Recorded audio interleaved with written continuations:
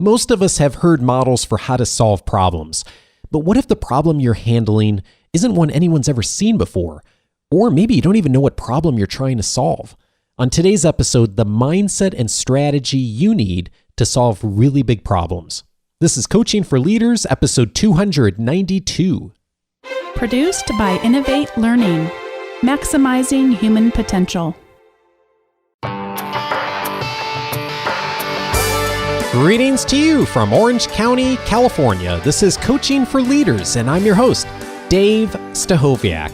Leaders aren't born, they're made. And this weekly show gives you access to the practical wisdom that will empower you to become a better leader. And if you're just tuning in for the first time, welcome to Coaching for Leaders. So glad to have you. Today, a conversation that all of us need to deal with, not even deal with, but really have a good framework for handling well as leaders, which is how to solve a really big problem. Sometimes the big problems that are in front of us are problems that are fun and exciting and great opportunities for us and our organization and the world.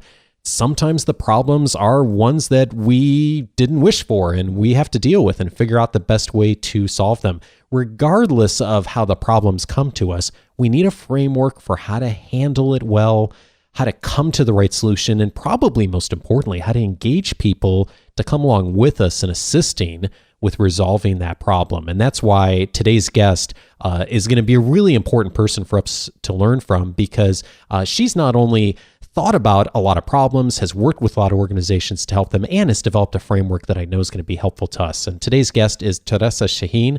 She is the Social Entrepreneurship Program Leader at the Harvard School of Public Health and the Innovation Advisor at Alphanar Venture Philanthropy. She is also the author of Introduction to Social Entrepreneurship, a 12-step guide to building an impactful venture. Teresa, I'm so glad to have you here on Coaching for Leaders. Thank you so much. This is so much fun. It's a pleasure to be here. Well, the pleasure is mine, and I can't wait to get into talking about how to solve tough problems. You've done this a ton. You've helped organizations do this well. You've helped social entrepreneurs to do this well. But before we get into the details, I think one of the things that our audience may be curious about is social entrepreneurship. It's a term that a lot of us have heard, but I think we all have varying levels of understanding about what social entrepreneurship is. And I'm wondering if you could teach us a bit about what it is. Sure. So it's basically applying entrepreneurial approaches to tackling social challenges. A social entrepreneur is someone who develops and implements a product or service that solves a social problem in a way that's effective, sustainable, and potentially replicable or scalable. And so my work has been supporting social entrepreneurs primarily in Lebanon and Egypt, but also globally, in thinking about how they can refine their social impact models and increase their cost recovery and their revenue generating. The unique thing about social entrepreneurship is that revenue becomes a means to an end rather than an end in and of itself. And the social impact is the bottom line. Oh, say more about that. How is that different than how traditional entrepreneurs may approach something? So traditional entrepreneurs are oftentimes also just out there to change the world. I mean, most entrepreneurship is social in the sense that you're pushing society forward and you're creating jobs and you're building the economy. So I get that question a lot, like, what's the difference? Isn't all entrepreneurship social? And the answer is yes. With a few exceptions, most entrepreneurship is social.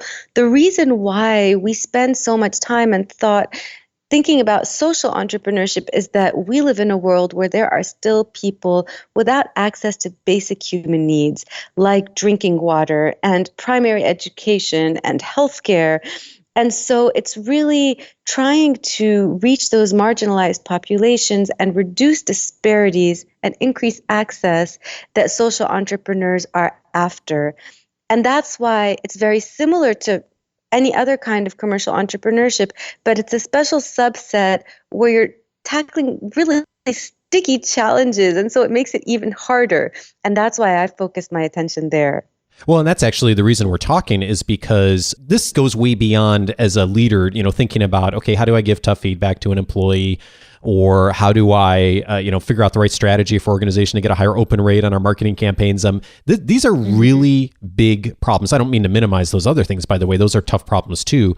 And the folks you're working with are really handling big social issues. And so the necessity for them to lead well becomes even more stronger than would be in a lot of traditional situations. And so one of the things that I'm really interested in that you talk about a lot in your work, when social entrepreneurs and leaders are going into these situations and trying to think of how do they solve really tough problems, is you've used the term co-creation to describe the mindset that leaders need in order to approach some of the problems. Can you tell us about that, and why is co-creation so important?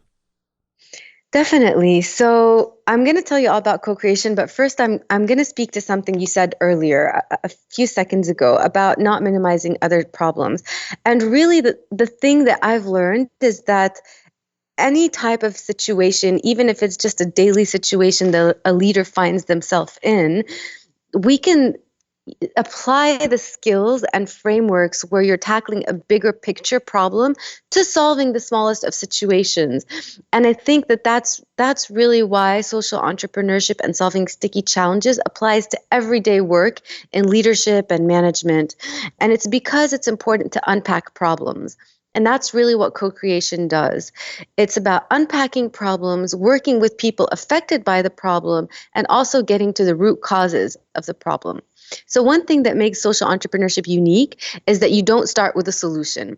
It's not like you have a product like an app or a drone or whatever that you're thinking about, okay, what's the market for my product? No, it's the other way around. You're starting with the problem. And so it's important before you even start designing the solution to understand the problem and think about why it's still there. Why has it persisted over time? Who has tried tackling this challenge before? Because you're obviously not the first person. And what has worked and what hasn't. So one mistake that leaders make is often reinventing the wheel and thinking that the situation that they're in is unique. It's statistically unlikely to be the fact that you're the first person that has found yourself in this situation. And so it's really helpful to learn more about how others have experienced this in the past and how they've dealt with it. So that whatever solution you create, you're building on the work of others rather than starting from scratch. And co-creation is a huge part of that. So co-creation basically means working together with the people impacted by the problem. In an office setting, it means that a manager doesn't come up with solutions top down, but rather sits down with her team thinking about what's the challenge, why does it exist today, and how are you interacting with it, and how might you interact with the solution.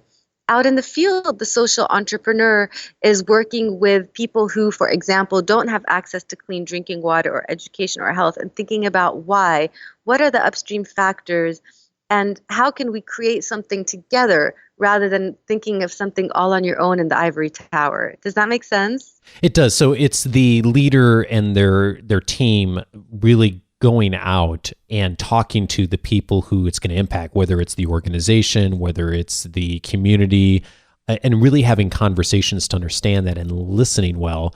I think if I'm hearing you right, and Teresa, as you were saying this, I'm thinking to myself, to the point you were making about, we're not really that unique. I get emails every single week from listeners of the show who will email me and will say something like, how did you know this was exactly what I needed to hear this week? and it's sort of funny when I get the email, because I think to myself, because I got the same question 5 or 6 other times in the last few months, and that's why we did a show on it, because I'm creating content for the shows around what are the questions I'm getting. So it's a perfect example of your point of, if you are going to create something in your own mind, that's a really different process than if you're creating something by being in partnership and co-creating and listening to the people around you that you're serving. Using a really important word, which is listening. I think that listening is a huge attribute of leadership, and it can't be emphasized enough. I really think a great leader is one who listens, and not only listens and has conversations, but really immerses oneself in the problem and lives it. So you have to make it your problem too. You have to feel the pain of those living this problem. And it's more than empathizing, it's really about self-immersion. And so that's really what co-creation is about. Another aspect of co-creation is thinking about who are the entrepreneurs and leaders in the population experiencing this challenge. So whether it's a community you're working with or your team at work or your customers, there must be some solutions already arising in there from that, because people are creative and they are entrepreneurial. And so someone's got to be coming up with solutions. There must be other alternatives to how people are experiencing this challenge. And finding those local entrepreneurs and leaders and building solutions around and with them is another key element of co-creation. So a lot of partnership here. And I think one of the things I'm hearing you say is when you're faced with a problem in your organization or with a customer or supplier or whatever the situation is that there's going to be solutions there already. So go looking for what people are already doing to try and work around the problem. And chances are there's someone within your organization already or a customer that's already found a possible path forward. Yeah. And that goes back to what we were saying before about not reinventing the wheel. So a third thing, in addition to listening and immersing yourself, identifying existing solutions and entrepreneurs, in the skills required for co-creation is understanding the root causes. And that really speaks to unpacking a problem. There's a really cool video out there on YouTube by Matt Anderson at the Harvard Kennedy School where he talks about deconstructing sticky challenges and breaking them down into their parts to better understand why we find ourselves in this situation. And that's called root cause analysis. So there's always upstream factors leading to the situation you find yourself in.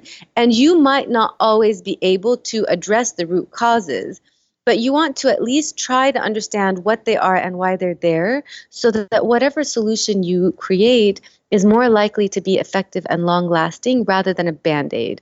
You had passed along an article to me, I think it was in Harvard Business Review, around an example of solving a problem with people being frustrated that elevator wait times took too long and getting to like the root issue. Would you share that with us? Because I think that really kind of illustrates the point. Well, yeah, I was just flipping through the Harvard Business Review the other day, and there was this article about defining the problem. So before you even go about solving it, making sure you understand what is the nature of the problem here. And they used an example about an elevator that people were frustrated that it was slow. And they started trying to design a solution like, okay, let's think of different ways to make the elevator faster. What they realized in the end is that the problem was not that people weren't getting from point A to point B fast enough. It's just that they felt bored and frustrated waiting for the elevator. So they just tried to make the elevator wait more pleasant. They fixed the surroundings, they fixed the music, they made it more interactive, and people were no longer frustrated. And they solved the problem in a way that was so much more accessible and inexpensive and really addressed the aspect of the problem that was upsetting people. Yeah, exactly. I love one of the things they did in that example is put up mirrors in the elevator lobby so people would check out their hair and get distracted, fix their makeup. All of a sudden, a very interesting topic, right? Me. And the elevator's here. Thanks. And the problems went away. Oops, I just missed the elevator. It came and went. Well, it's such an interesting way to frame, because again, it's not the traditional way to think about how you solve a problem. It's looking at kind of more the root cause of the problem and thinking about how do you engineer around that and really do something that maybe is a lot easier than trying to do the things that are very apparent when you start thinking about how to frame the problem. So I'm curious, in your work with leaders who are handling some of these really big problems, what's maybe an example of a time you've seen someone really handle that well and proactively and really approach this from a co-creation mindset? That's a really good question, actually. I'm going to give an example from a refugee camp I work with in Lebanon. So we work with this community-based organization called the Women's Program Association, and they're located in Birj al-Barajne refugee camp in Beirut. And so we wanted to ask them, they approached us in terms of Al-Fanar is a venture philanthropy organization. We provide seed funding to social enterprises, and they approached us to ask whether we might be interested in investing in them. So we went to visit to find out what kind of potential ventures do they have. And they had surveyed the community, the women they served, to find out what kind of work the women might be interested in, because they wanted to do something that would help women work and generate income to support their families and really be economically productive members of society. And so it turned out that the women were really interested in working in the food industry, because food is something that they already interact with on a day-to-day basis. They need to feed their families anyway, would like to learn better skills. And in a challenging economic and political environment, everyone needs to eat. So the low-cost food industry will always work. And so we seeded this catering company, and they went through this entire training about how to make healthy food, how to make it safe, how to confine to industrial standards. And it was so moving to see them create their own menu, think about reviving their heritage through their food and coming up with things that they had left behind in their country. And when we got it all up and running, the challenge was that they weren't getting enough orders. And there were so many assumptions behind that challenge. And I think it's a challenge that many management and leadership teams find today. Like, how can we expand our market? So we didn't know how to go about tackling that challenge. And the social entrepreneur we were working with, the chief executive of this organization, basically had to start by unpackaging the problem. Is it that people aren't finding out about us? Is it that we're not getting out from the refugee camp enough? Or is it that they have social taboos about ordering food from a refugee camp because they don't know what it's like? Are the women hesitating? Are they having social challenges? Are their families holding them back from working? So in this case, we really had to work with the women in the catering company and have a dialogue with potential customers to figure out what is the challenge behind the lack of orders. And it turned out to be a little bit of all the above, in the sense that people did have social taboos about what it means to order food from a bunch of refugees. The women themselves did also feel hesitant to go out there to the city and interact with others because they're aware of these social challenges.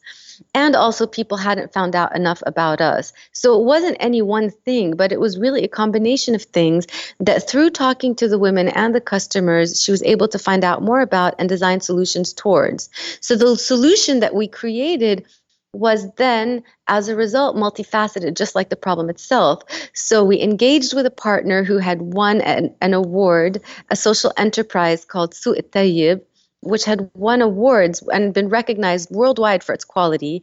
And they featured and highlighted these women in their restaurant, which is called Tawle, which means table in Arabic. And they helped us with our logo and our design and marketing. And then we trained the women on customer service, on interacting with others. They participated in the farmers market organized by this famous social entrepreneur that we partnered with.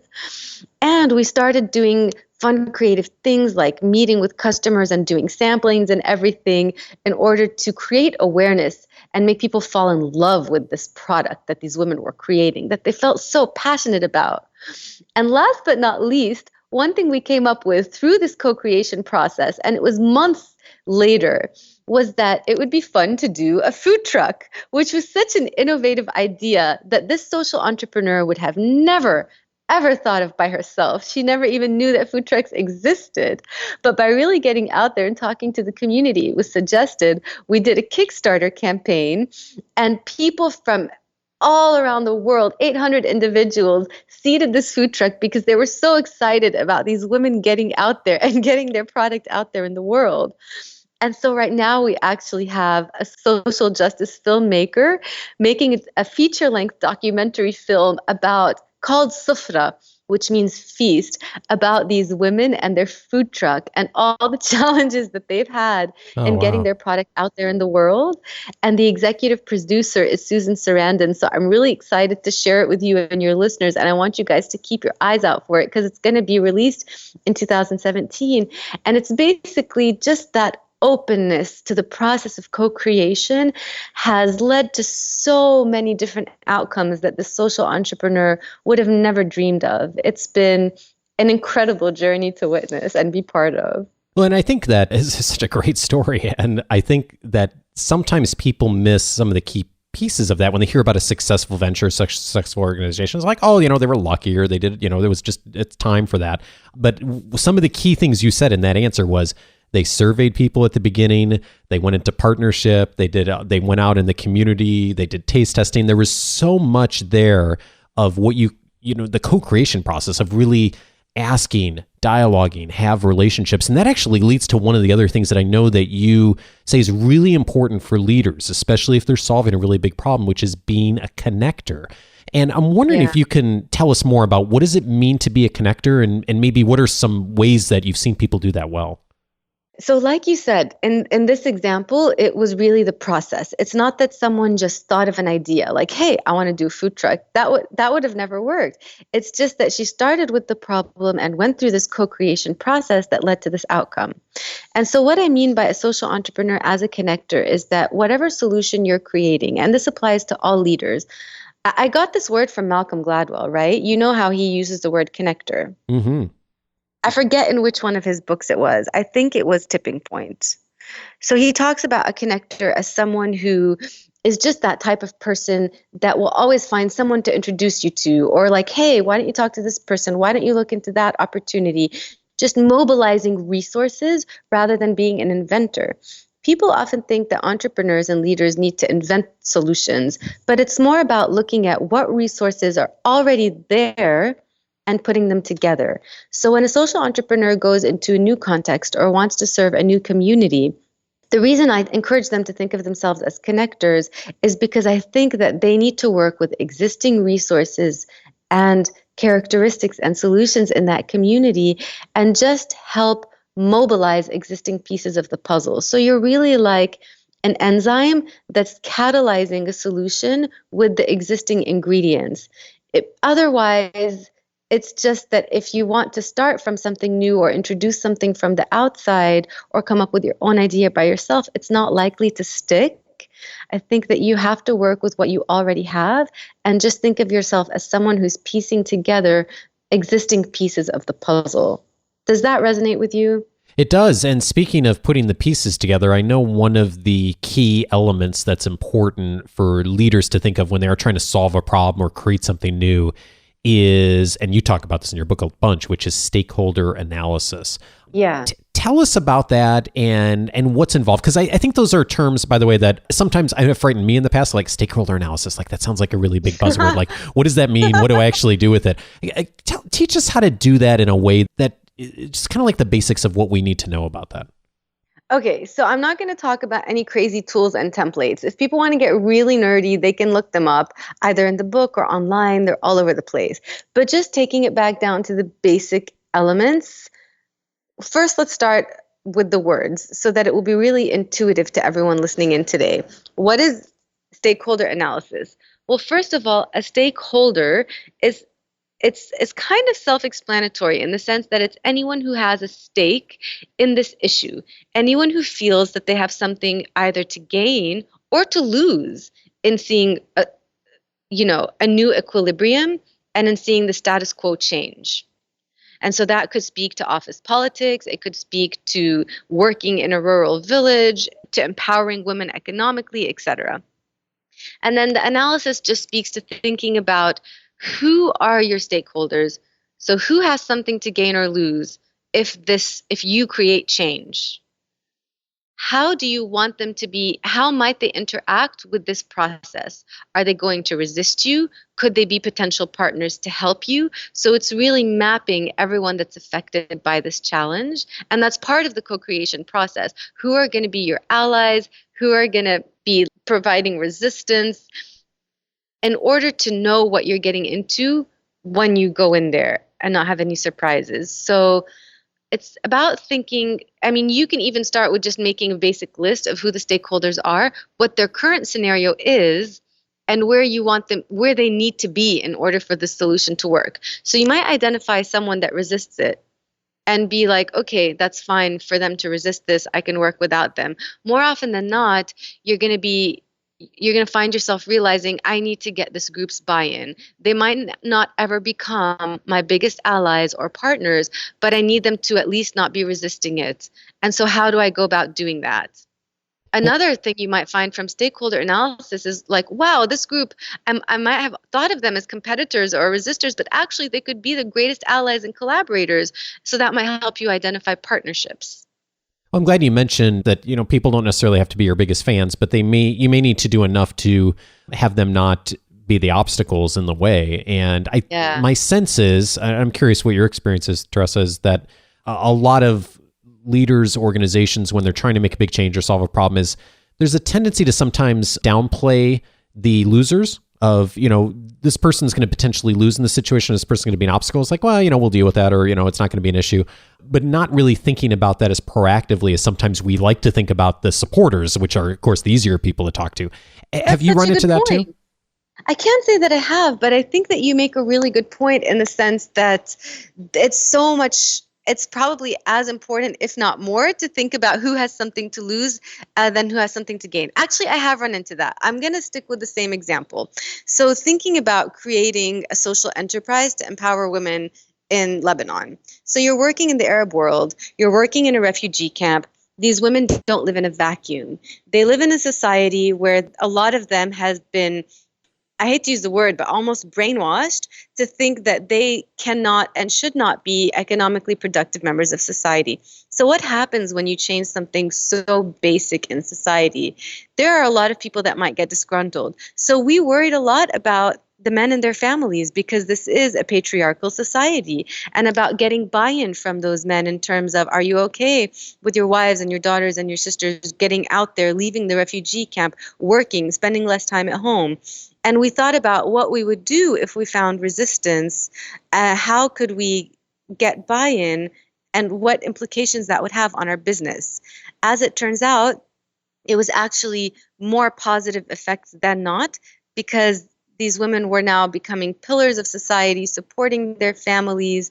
It was really changing everything in a positive way. But we had to be prepared for what would happen if we had resistance, right? Like that had to be part of our strategy in terms of risk mitigation and obtaining buy-in. And I think the fact that we thought about that while designing the venture was probably a huge reason why we got less resistance than we were worried.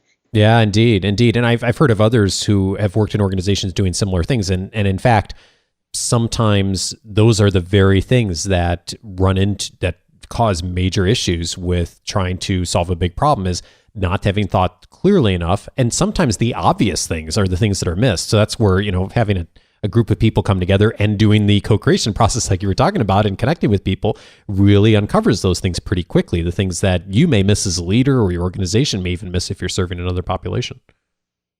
Right. And I think that any leader needs to think about this, because when you're a leader, you're creating change, right? Like that's what you're usually leading, is that you're challenging the status quo, you're questioning assumptions. There's something about the equilibrium that exists today that you don't like and that you're setting out to change. And so there's always going to be someone who doesn't like it and who has something to lose. And the question is, how can you make them feel like they're part of this change, at least, so that they don't feel that it's something that's being imposed on them and that they're going to try to sabotage in any way that they can? Or at least, how can you get as many stakeholders on your side as possible, because strength is in numbers? And one thing social entrepreneurs always tell me, they realize through their experience, is that you can't do it alone. Whatever change you're trying to create, you cannot do it alone. So that's something really important for all leaders to keep in mind, I think. Oh, I'm glad you said that. I've taught classes on change in the past, and folks are supposed to, one of the things they would have to do during the class is submit a paper on, what was the change process they were going to use. And any paper that came in with lots of pronouns that said, I'm going to do this, I would almost immediately hand back and say, so you're missing a key mental framework of this, which is, if it's about you, it's dead on arrival. Whatever change you're trying to do. Exactly. It can't be about you. It has to be about the stakeholders. Exactly. You said it. Yeah. Grammar can tell us a lot. Oh, it's so interesting. Like reading between the lines, not even reading between the lines sometimes, but just the framework, the grammar, the words people use is so telling in how they're approaching the world and the mindset that they have. And speaking of mindset, I know one of a key step in creating the right mindset and resolving a problem is doing research. And that's one of the things you talk about a bunch. I think this is another one of those terms that probably a lot of leaders kind of may bristle at, especially those who don't have experience doing research and like, okay, I got to do research. Like, what does that mean? How do you define what that looks like and why it's valuable to do? So I actually feel with people who bristle at the word research because I was like that too. And that's something that I've noticed changed in myself over the past 15 years, you could say, is that I've always been the type of person that's so eager to take action that I'm just like, oh my God, research? Are you kidding me? That's the last thing we need. We need action. Like, let's just get started. Enough with this research. It's a waste of time. But I realized that actually you save so much time by doing your research first. And that can get you to where you want to go much faster, because it helps you decide where you want to allocate resources. It helps you figure out whether what you're about to try has been tried before and hasn't worked and why. And so research can look like a bunch of different things. For example, if you're trying to create a social product or service, like let's say a solar powered system for an off-the-grid community, for example, research can look like a lot of different things. So first, you can do a lot of online research in terms of resources, competitors, etc. You can do in-person research in terms of co-creation and stakeholder analysis and all those things. They are part of the research. And you can do research in the sense of collecting your own data, like testing things out. So something we use a lot in entrepreneurship, we talk about the lean startup and the art of failing fast. And that is a form of research. It's about really applying the scientific method. I'm trained as a basic scientist, so this really resonates with me. You remember the scientific method from, elementary school, right? Oh, yeah, for sure. You think of hypothesis, you test it out, you get data, etc. So social entrepreneurship is applying the scientific method to solving social problems. So when you have a hypothesis about why your solution is going to change this situation, you need to test it out and collect data about that in a way that is not too expensive and does not take too much time. And that can simply mean creating a prototype or minimal viable product and testing it out and getting feedback from the end users and others and seeing what's feasible and just iterating it really fast until you have a stronger solution.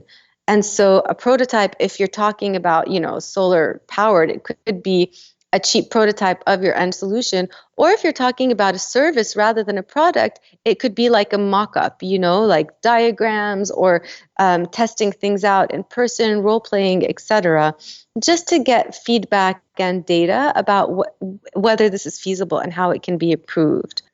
It's exactly what I did with the Coaching for Leaders Academy when it started off, Teresa. Did you? Oh my goodness. Yep. We started with a very simple process. We charged a very small amount for it, and it got better as time went on. And in fact, one of the things to the point you're making here, and I hear about a lot in leadership and product creation and entrepreneurial circles too, is that if you are going out and doing research and you're not finding solutions and you're not finding other people who are struggling with the same things, that should kind of be a warning sign versus sometimes people, they go out there and like, oh, no one else is doing this. No one else has come up with this solution. If truly no one else has come up with a solution or is struggling with this, that should probably be more of a warning sign than an opportunity because, to your point earlier, you're not alone. There's other people dealing with this. And often that's a warning sign that you're not on the right path at all if you're not seeing other people who are struggling with some of the same things out there when you're doing research.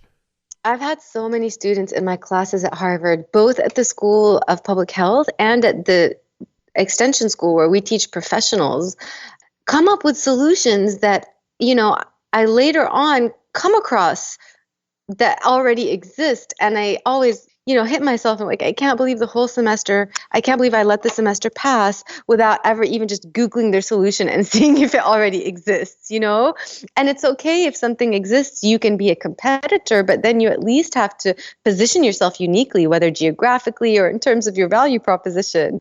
So it's so important to know what's already out there.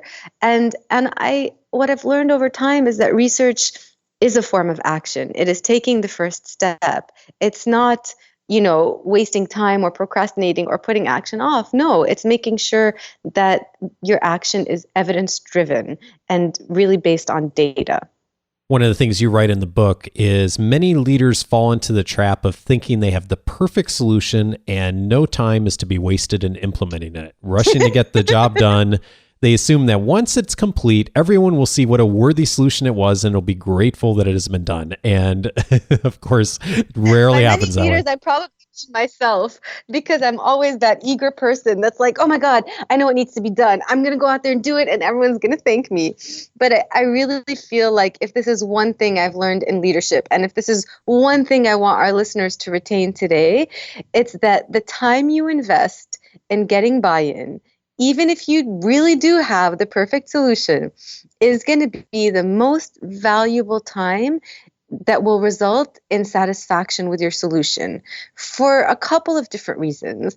The first is that things don't usually go the way that you plan, and it never turns out the way that you think it is. So you might be wrong that this is the perfect solution. Second, it's more likely going to become something different than what you set out to achieve, because that's the way the world works.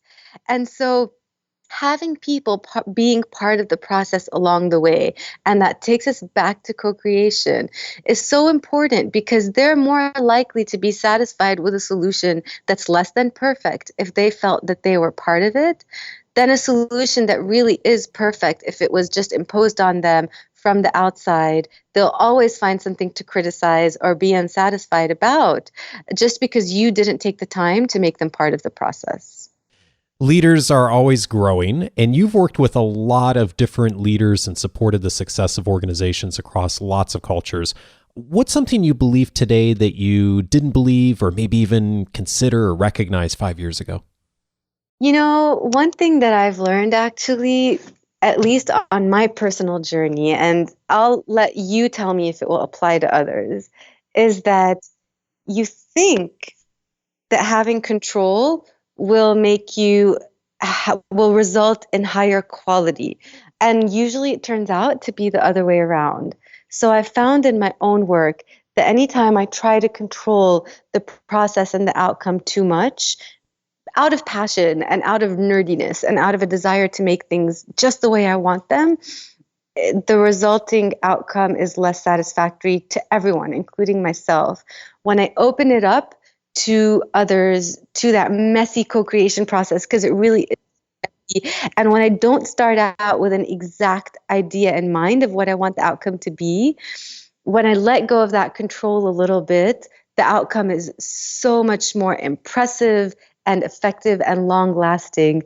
And so I think that many leaders might start out being like a little bit of a control freak like I started out, and that it's such an important leadership skill to open up the process and the outcome to others. Because once they share your vision and your pain and your blood and your sweat and tears, then you're going to make something so beautiful together that you could never make alone.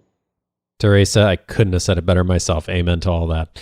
Thank you so much for your wisdom on this. It's just so helpful of thinking about how you would approach the situation and how some of the organizations you've worked with have approached these situations. And there's so much here for all of us to take away from as leaders. So folks, of course, can go grab the book, Introduction to Social Entrepreneurship, and I hope they will. And in addition, I know it's great for folks to reach out to you on social media, right? Yes, please do add me on social media. I'm on Twitter, I'm on Instagram, I'm on LinkedIn. It's my name all in one word, at Teresa Chahine.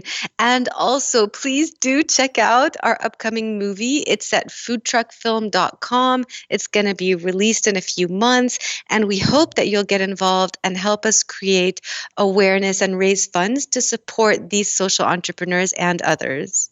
Thanks, Teresa. We'll have all of those links in the show notes, of course, and this week's weekly leadership guide. Thank you. It's been wonderful chatting.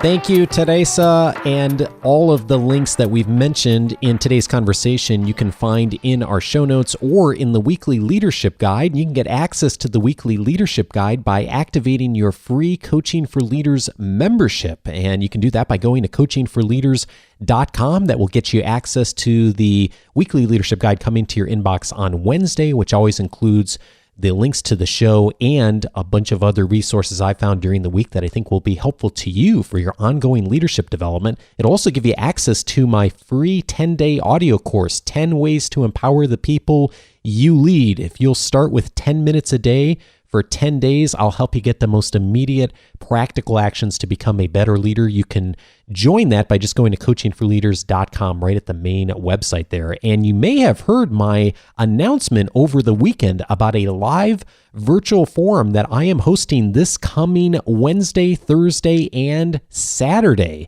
It is titled The Best of Q1, the Top Lessons from Coaching for Leaders. You can find information and details on the announcement over the weekend and also at this address, coachingforleaders.com/Q1. I am inviting you to join with us to highlight some of the top lessons I found of value from our guests during the first quarter of 2017.